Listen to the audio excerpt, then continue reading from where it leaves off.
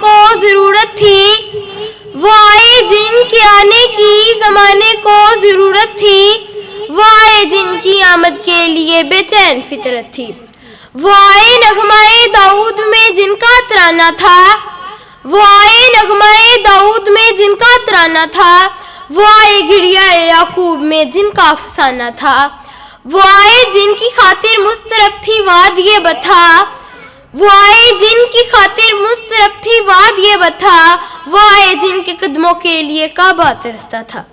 جناب عالی، یہ ایک مسلمہ حقیقت ہے کہ حضور صلی اللہ علیہ وآلہ وسلم کاروان انبیاء کا رہبر اعظم ہے۔ آپ نے سدے میں مابعوث ہو کر انسانیت نوازی کا پیغام سنایا جو ظلم و تشدد کا مرکز بنا ہوا تھا۔ جزیرہ عرب پر انسانیت کا خون پانی کی طرح بہایا جا رہا تھا۔ معصوم بچیوں کو پیدا ہوتے ہی زمین میں دفن کر دیا جاتا تھا کیونکہ کوئی بھی ان کا باپ کہلانا گوارا نہیں کرتا تھا۔ عورت کو پاؤں کی جوتی اور شرافت و حیا کی کمزوری سمجھا جاتا تھا۔ غیرت کا خاتمہ ہو چکا تھا۔ نفرت، انتقام، وحشیت و بڑبڑیت کی تاریخ آندھی اچ رہی تھی۔ کمزوروں، بے قصوں اور مظلوموں کو کوئی پرسان حال نہ تھا۔ انسانیت رو رہی تھی۔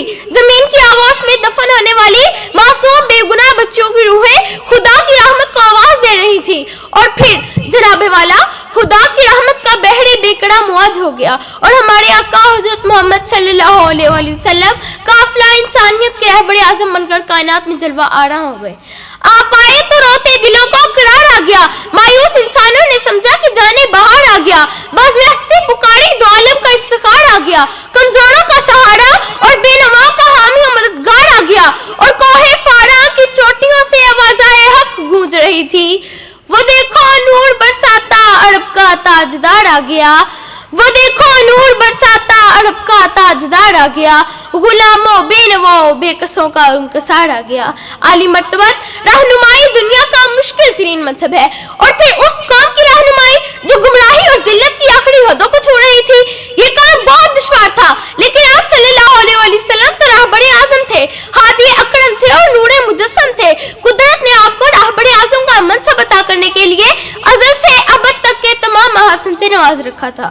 حاضرین اکرام، جب نور مجسم صلی اللہ علیہ وآلہ وسلم اپنے ابدی قیادت کا پرچم اٹھا کر آگے بڑھے تو انسانیت کے خسار سیدھا گلچر پر بہار آ گئی۔ اہل ایمان آپ کی ایک جھلک دیکھتے ہی پکار اٹھے کہ محمد کی صورت میں غمگسار آ گئے۔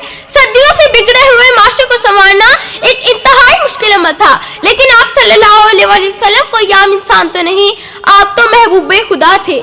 قوت عشق سے ہر پست کو بالا کر دے، قوت عشق سے ہر پست کو بالا کر دے، دہر میں اس میں محمد سے اجالا کر دے۔ ظلمت و کفر و جہالت پہ زوال آتا ہے، ظلمت و کفر و جہالت پہ زوال آتا ہے، نور قرآن کے لیے بدر کمال آتا ہے۔ زندگی مجھ پہ لوٹاتی ہے مسرت کے گلاب، زندگی مجھ پہ لوٹاتی ہے مسرت کے گلاب، جب بھی سرکار کی رحمت کا خیال آتا ہے۔